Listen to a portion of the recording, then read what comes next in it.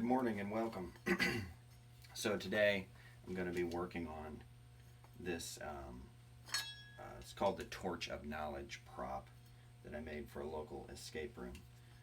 It's made of brass lamp parts with a piece of mahogany that I carved to look like a flame. So, the idea is that you find the prop and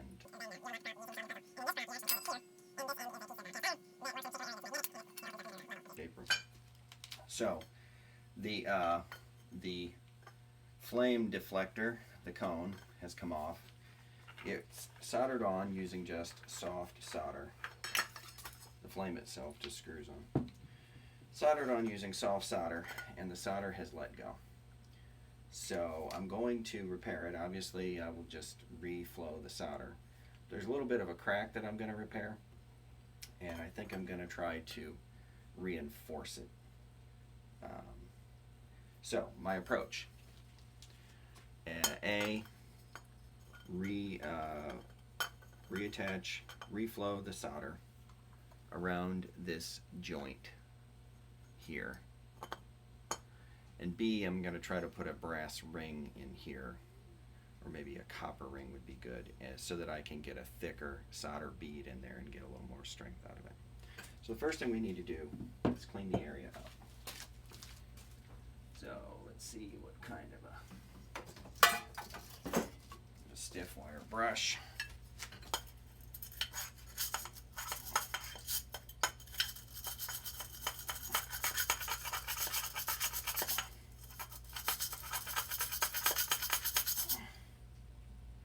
Actually not happy with that. I'm going to hit it with a carbide burr.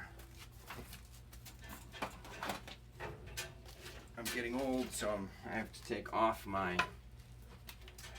normal glasses to see things up close. So I'll put on some safety goggles and clean the wire.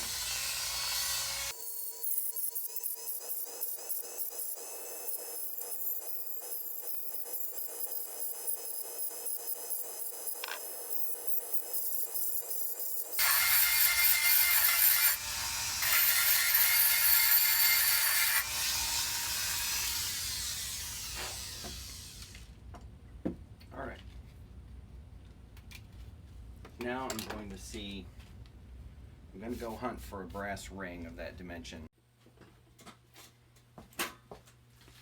Okay, so I have some brass pipe that is a similar dimension, but I think what I want to go with is a piece of copper wire. So I can just form the wire into a ring shape.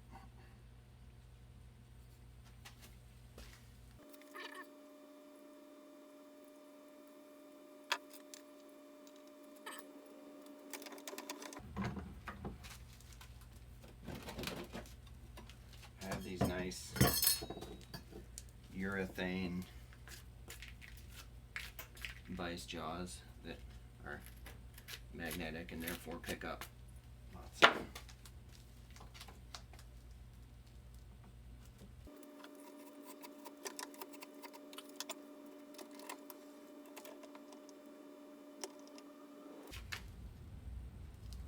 Alright, so get that pretty much in its proper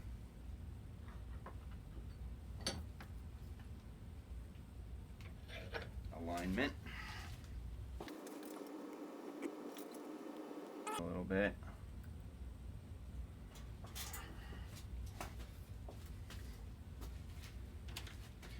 Now, I want to get this ring to fit a little tighter.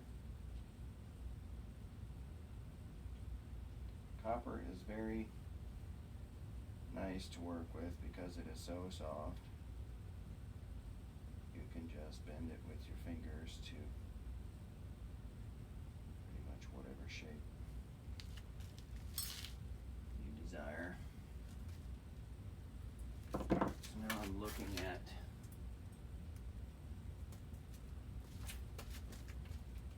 the fit of the ring and deciding where it's bent. I have it bent a little too tight, and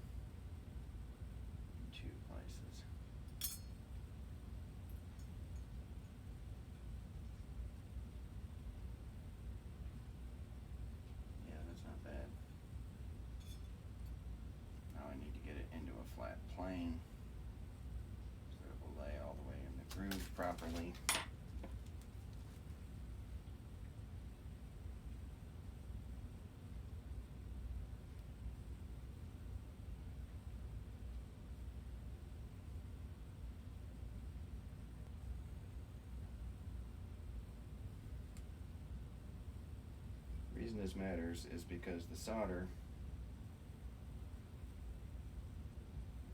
will flow due to surface tension, but only to a certain point, only to a certain degree. So we need to not ask the solder to bridge great giant gaps. If the gaps have to be small for the solder to bridge them.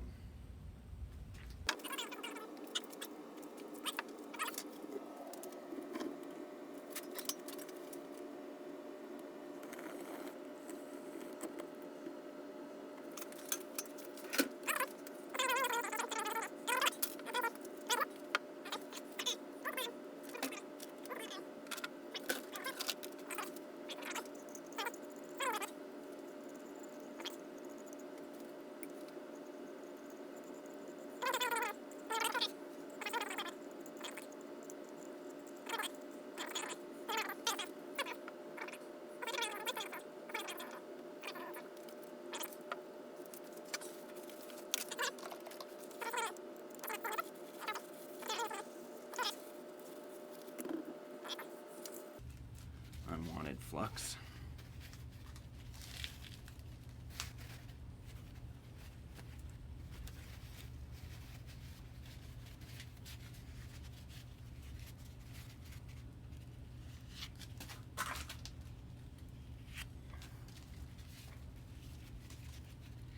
Now I'm going to be attempting to do this all.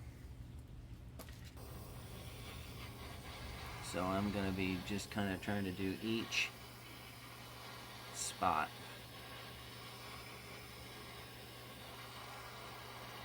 Just up to a melting point.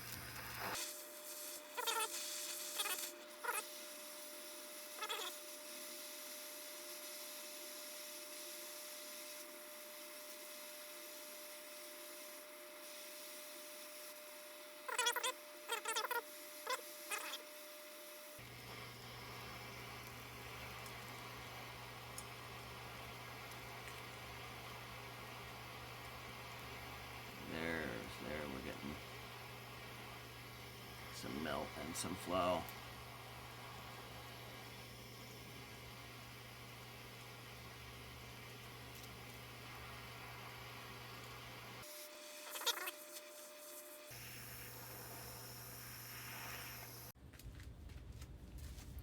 Okay, so desoldering is complete.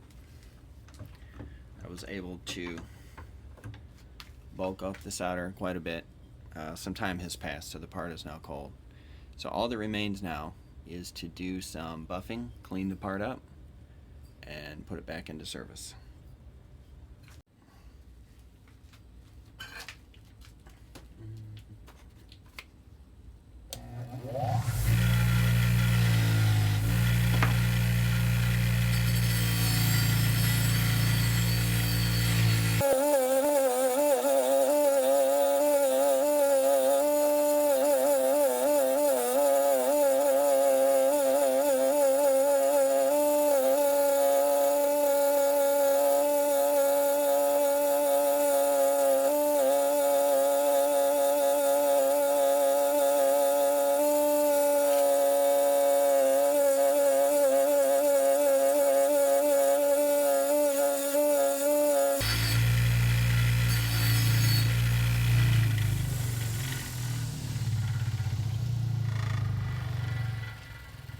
Alright, I'll give this a bit of manual polish and come back for a close-up.